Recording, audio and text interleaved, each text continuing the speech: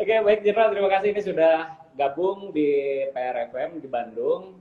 Dan kita ini sore hari ini kita ingin ngobrol-ngobrol dan juga ingin sedikit tahu cerita Jenderal Krishnamurti yang kabarnya sih beberapa waktu lalu uh, menjadi salah satu pasien COVID-19 begitu ya Jenderal ya. Hmm, Gimana tuh Jenderal cerita hmm, awal kenapa kepo. bisa terinfeksi COVID nih Jenderal?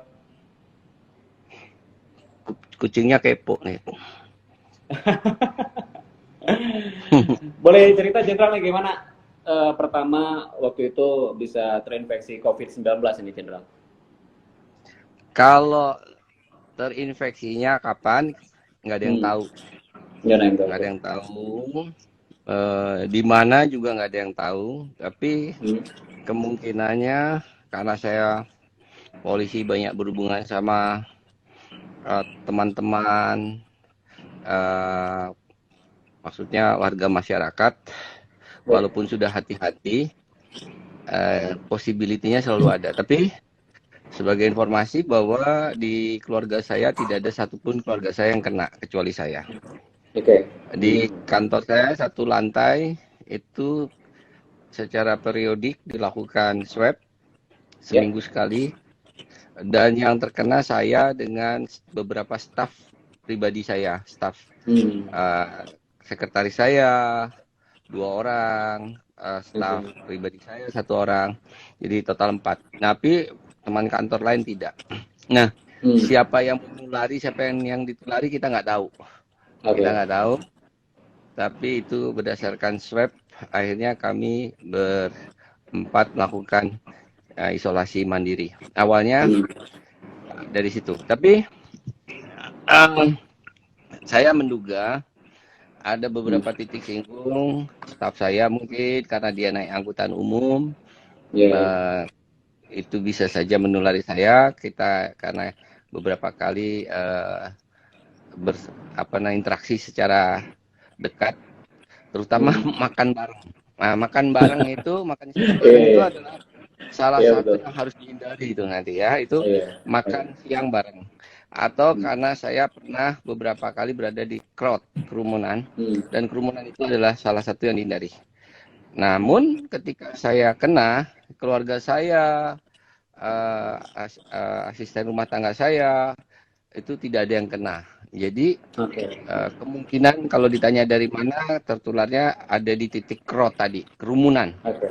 Nah, Hmm. maka Kerumunan ya. saya mau share di sini teman-teman, hindari kerumunan, Hmm. hindari misalnya makan bersama, karena disitulah kita membuka masker, ya. Oke. Okay. Nah, kira-kira itu. Oke, okay. Baik, baik, baik. Jadi dari kerumunan ya, terutama Ke mengapa kemarin bisa terinfeksi begitu ya, kemungkinan begitu. kemungkinan, ya. Kemungkinan. Oke, okay, baik. Ya. Tapi kalau Tapi gejala awal, kalau selama saya terkena COVID ini saya berhubungan dengan beberapa staf saya dalam arti yang ngurusin ya, saya itu mm, uh, mereka nggak ada masalah tuh, nggak karena bersentuhannya itu tidak kerumunan ya. Misalnya mereka hmm, ngurusi uh, apa namanya, saya beberapa kegiatan offline saya hmm, sama hmm, mereka hmm, bertemu dengan jarak, tentunya jaga jarak ya, satu ya nggak dua apa-apa. meter itu mereka tidak ada Hmm, masalah sampai sekarang. Dan oke, selama saya hmm, kena COVID 3 hari sekali saya di swab, mereka sampai sekarang alhamdulillah tidak kena masalah. tidak kena ya. Oke, baik, baik. Hmm. Tapi boleh ceritakan Jenderal awal pertama, apakah mengalami gejala begitu seperti demam, batuk, kemudian juga suhu tubuh yang tinggi begitu? Di COVID nih aneh ya, COVID nih kayak hantu. Saya mau cerita, staf saya Polwan itu Hmm, eh, suaminya meninggal karena iya, COVID, kompol, polisi juga.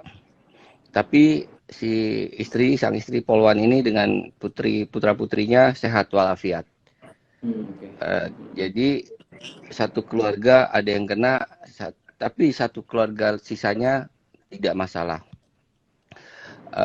Kemudian ada juga yang satu keluarga bisa kena semua, ya.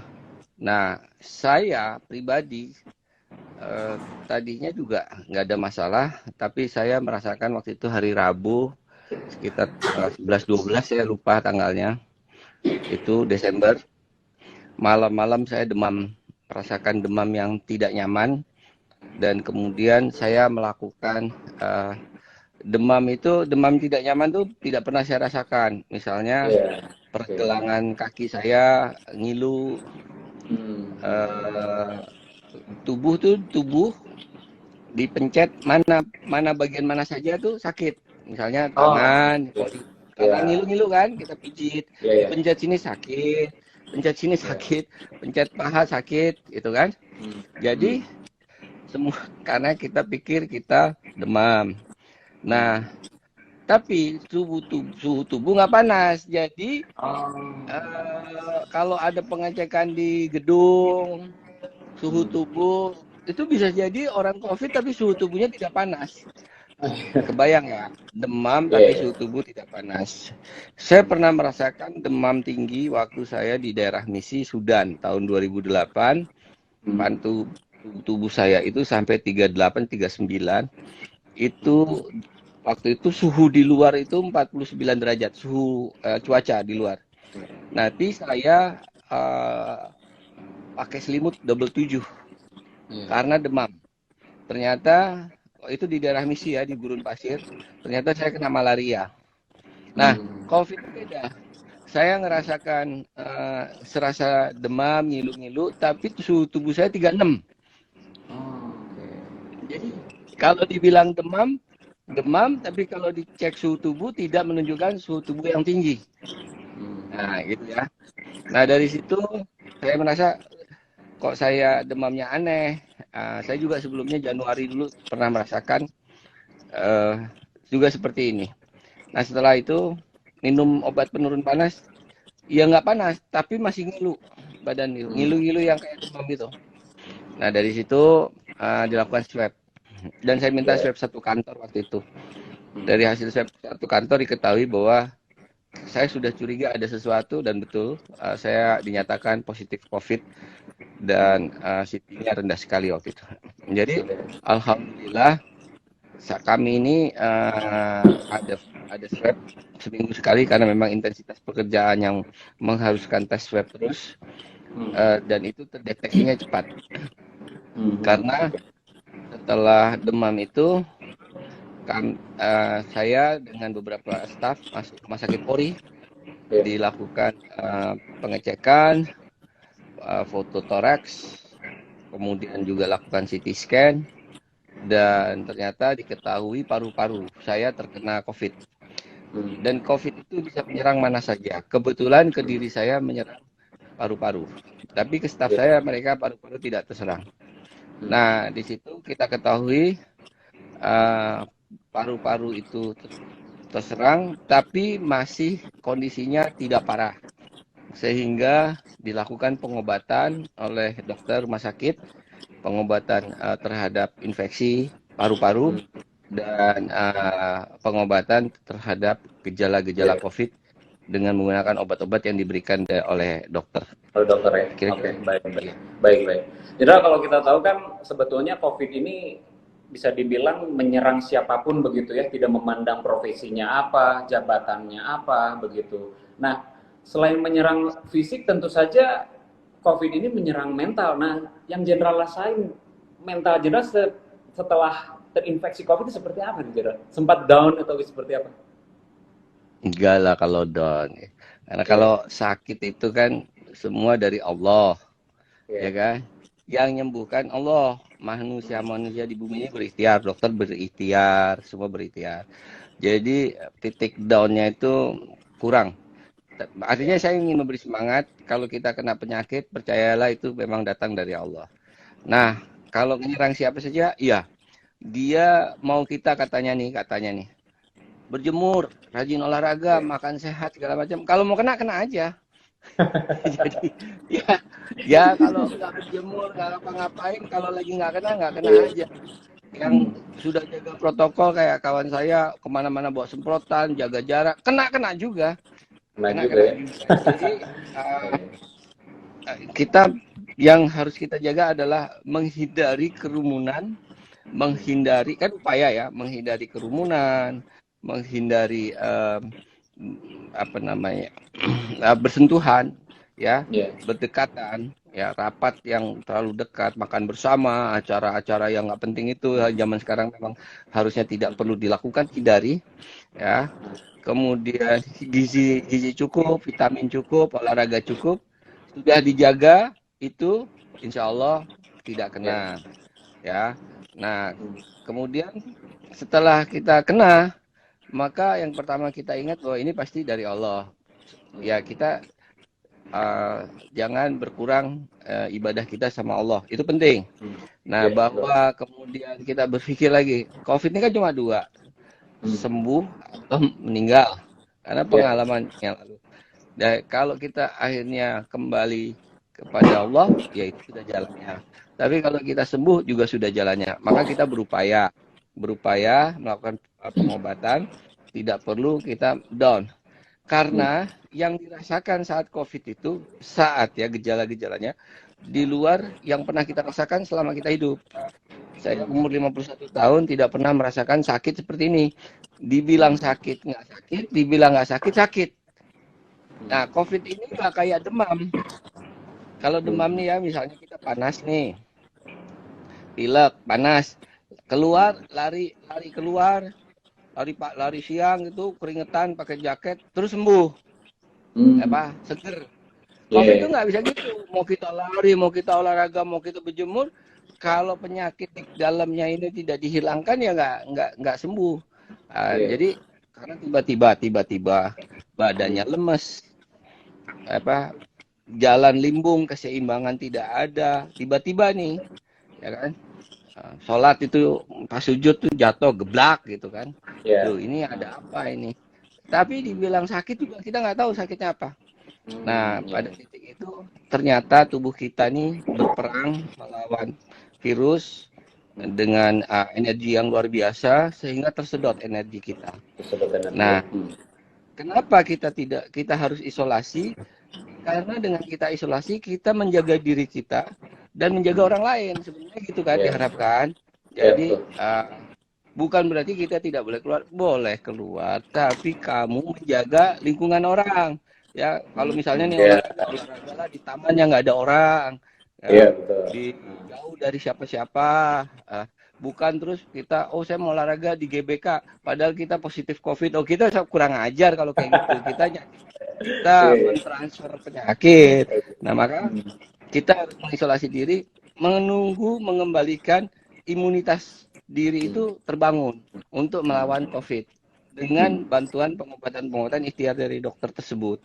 Ya, nah, dokter memberikan asupan dari mulai vitamin, suplemen, kemudian obat antivirus, ya, kemudian dan sebagainya lah. Itu banyak sekali obatnya, saya sampai kalau udah mau minum obat rasanya kayak, sampai 15 butir nih gimana nelennya gitu kan. Banyak banget ya. Karena macam-macam kan. Dari mulai vitamin C, vitamin D dan sebagainya. Maka udahlah, nggak usah kena. Nah, hindari gitu. Nah, jadi kalau kena down, ya jangan down. Jadi yang pertanyaan itu. Kembalikan kepada Allah, kita berupaya, insya Allah percaya, dengan dukungan doa keluarga, doa orang tua, doa anak, sampai doa teman-teman, kita upaya, doa kita juga sama pengobatan dan gizi yang cukup, insya Allah sembuh. Tergantung yang diserang yang mana. Kebetulan misalnya saya yang diserang paru-parunya disembuhkan dulu. Nah, begitu. Baik. Tapi Jenderal, kalau kemarin ketika dinyatakan positif COVID, ini sempat menjalani perawatan berapa hari, Jenderal? Saya perawatan total 4 hari. Dokternya itu baik. Saya 2 rumah sakit ya, 2 rumah sakit. Rumah sakit Polri dan keluar terus masuk lagi, tapi masuk rumah sakit lain, Mayapada. Dokternya itu sama-sama baik. Dokternya menyatakan, Pak, boleh nggak saya isolasi di rumah? Boleh Pak, yang penting tahapannya seperti ini, 1, 2, 3, obatnya diminum, hindari pertemuan dan sebagainya. Jadi karena di rumah sakit sama di rumah itu sama. Nah, Ah, problemnya adalah kalau di rumah sakit kita diisolasi, tidak ada hmm, orang lain di dalam, bahkan istri nggak bisa masuk, ya kan? hmm, iya. Eh, Siapapun nggak bisa masuk, kita cuma sama perawat yang pakai APD.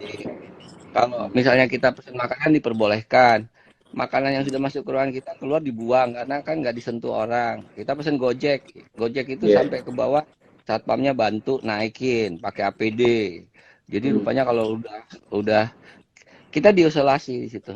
Nah, saya bilang bisa nggak saya diisolasi di rumah? Boleh, asal di rumahnya memang pantas untuk isolasi. Jadi kalau di rumah itu bisa isolasi, ya isolasi. Jadi eh, anak saya misalnya nyingkir dulu, istri saya nyingkir dulu, tapi hmm, kita di rumah atau beda kita di kamar khusus, mereka tidak masuk ke hmm, kamar kita, itu fine, hmm. kayak gitu.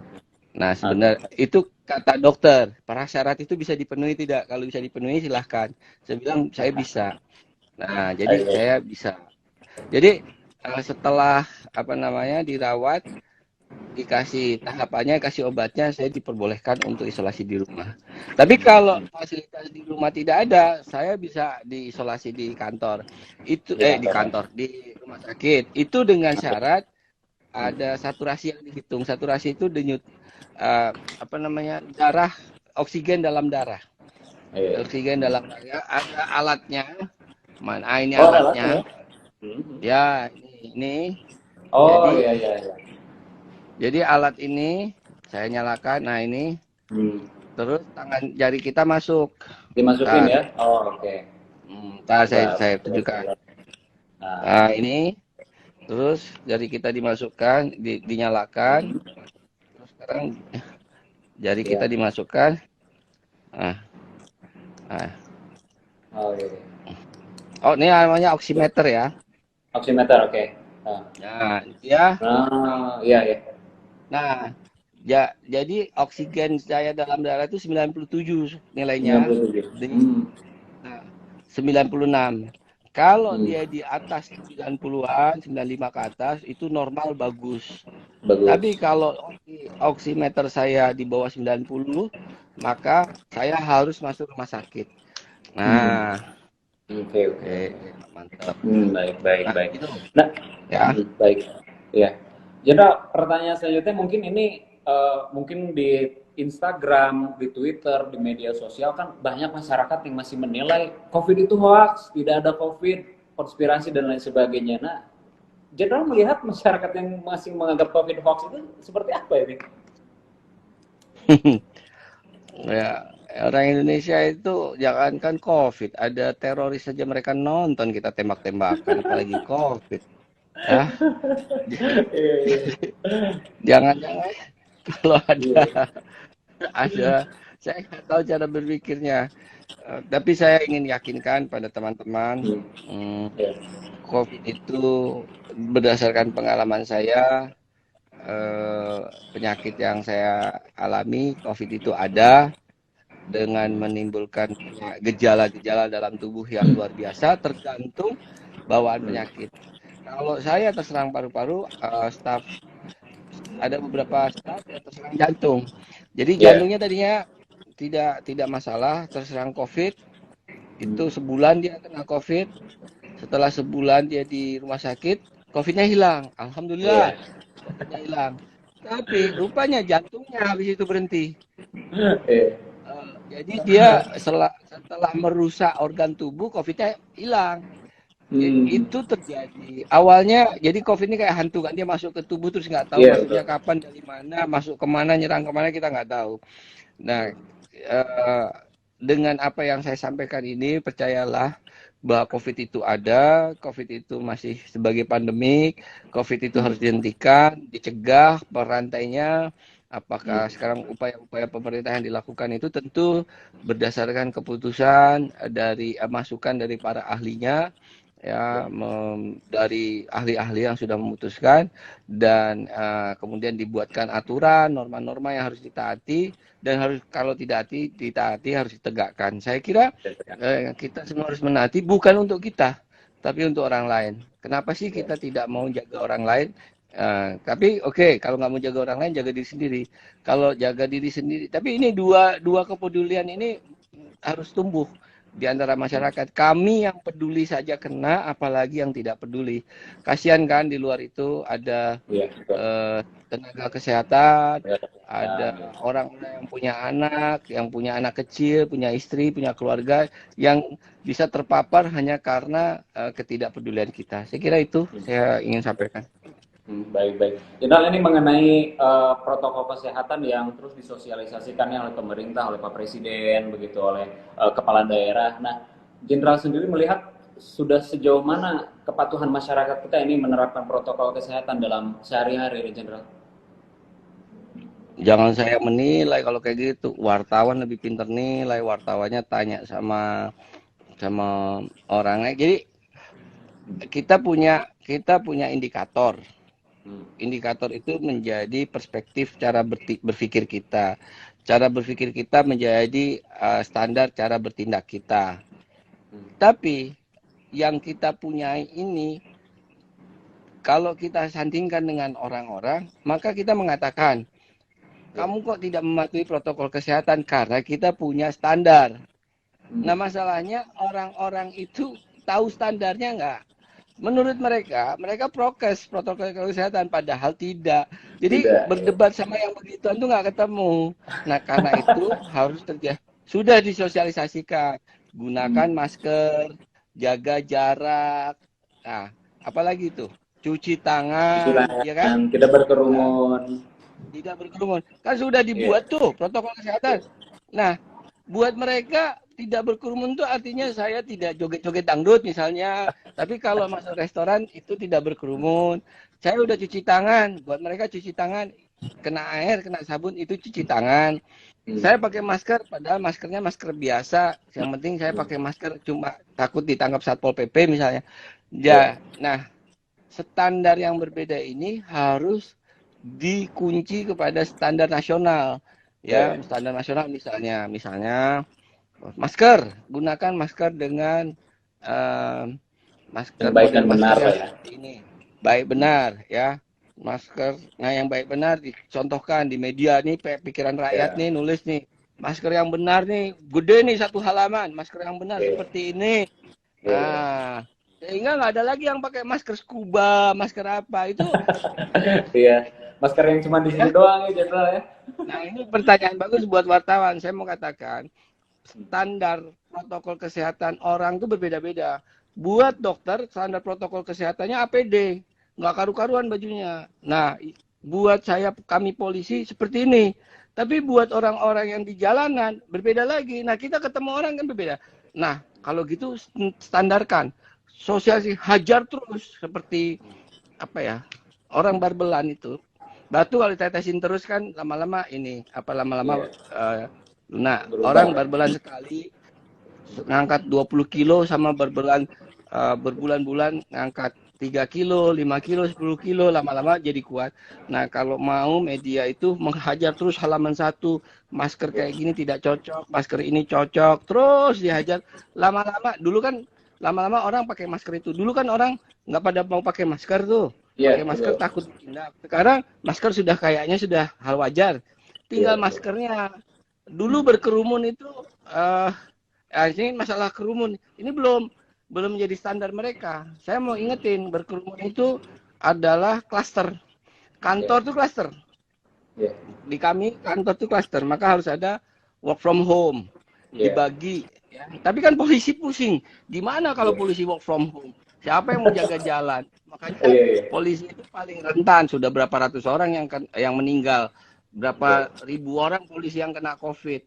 Nah, karena kami tidak bisa work from home, ya, kami ini kan polisi, melayani, melindungi, menegakkan hukum, memelihara Kamtipmas. Itu kalau polisinya work from home separuh aja, kosong itu.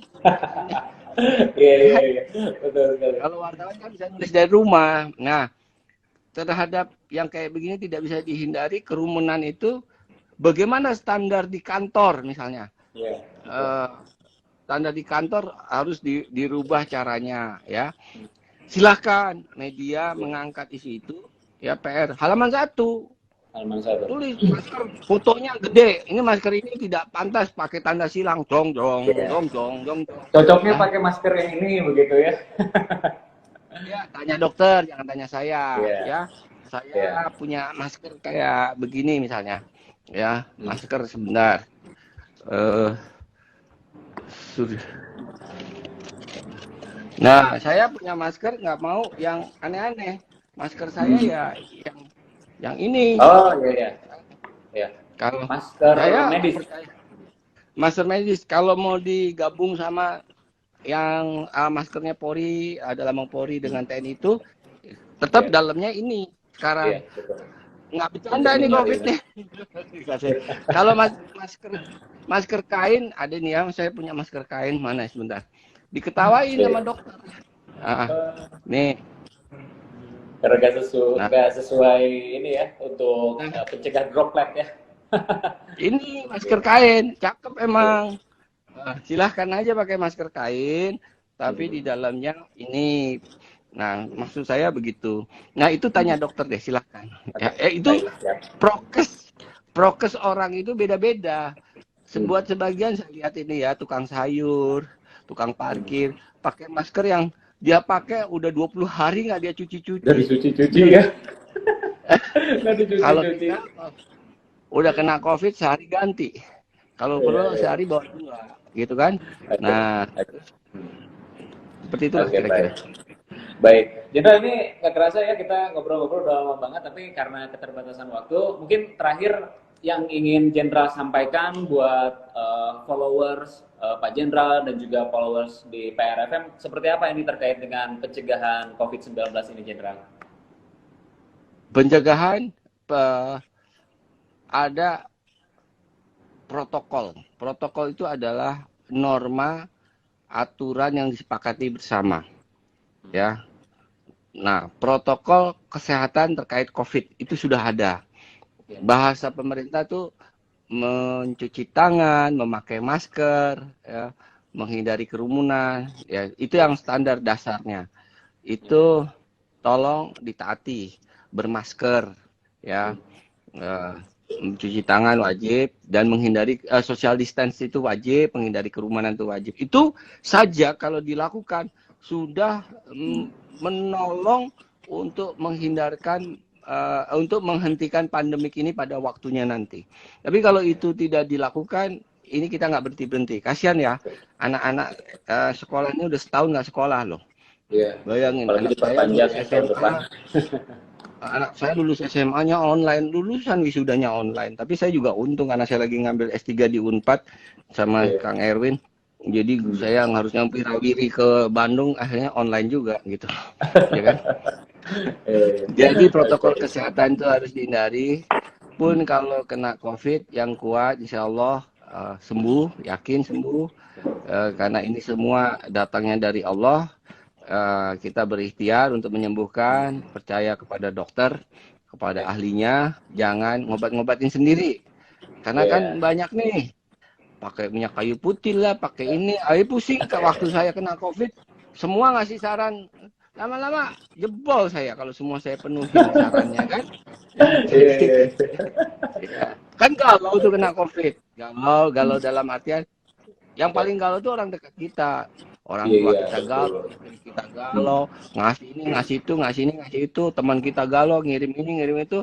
Jadi satu keranjang sendiri tuh, jamu, obat dikirim teman saya. Lah, satu paket ya. Dia percaya sama apa yang disampaikan oleh dokter. Karena sembuhnya itu juga saya kira dari Allah. Kita ada cerita nih ya, cerita. Dan ini benar, ada rekan saya dokter yang sembuhnya karena makan mie instan. Mie instan? Katanya. Ya, dia setelah 10 hari kena COVID, dia seorang dokter, ya kan? 10 hari kena COVID, akhirnya dia minta permintaan terakhir ini. Minta, udahlah, saya mau minta mie 2 bungkus, kasih sayuran, kasih telur, kasih cabai rawit gitu. Ya, terus akhirnya dipenuhi karena sudah ini, dan dia sudah kasih lah itu namanya rekening ke istri semua udah. Nah, pas dia makan mie instan, paginya sembuh dia, COVID-nya hilang. COVID-nya hilang. Kelainya hilang. Jadi dia dinyatakan sembuh. Nanti terus orang ribut, oh dia sembuh karena mie instan gitu kan. Kan ngarang, padahal kan itu pasti Iya. pengobatan. Iya, tapi sekarang dia kena jantung karena setelah dia sembuh semua rekeningnya udah di istrinya gitu kan. Ya, Jadi baik, dia baik. jantungan udah nggak punya rekening lagi kan gitu kan.